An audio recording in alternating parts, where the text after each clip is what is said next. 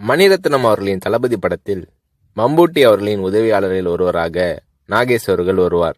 நாகேஷ் அவர்களிடம் 10 நாள் கால்ஷீட் வாங்கி இருந்த போதிலும் படத்தில் நாகேஷ் அவர்கள் நடித்த 3 காட்சிகள் மட்டுமே இடம்பெற்றிருந்தன.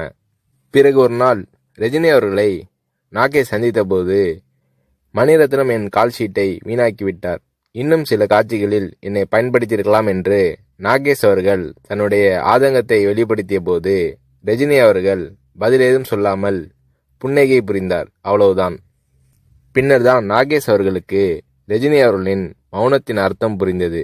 ரஜினி அவர்களிடம் பேசிக்கொண்டிருக்கும் போது அங்கே இல்லாத 3வது நபரை பற்றி குறை சொல்லி பேசினால் ரஜினி அவர்கள் அதை விரும்புவதில்லை.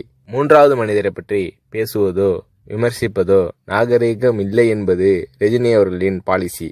இது நாகேஷ் அவர்களுக்கு தெரிய வந்தபோது ரஜினி அவர்கள் மீதான மதிப்பு நாகேஷ் அவர்களின் உள்ளத்தில் பல மடங்கானது.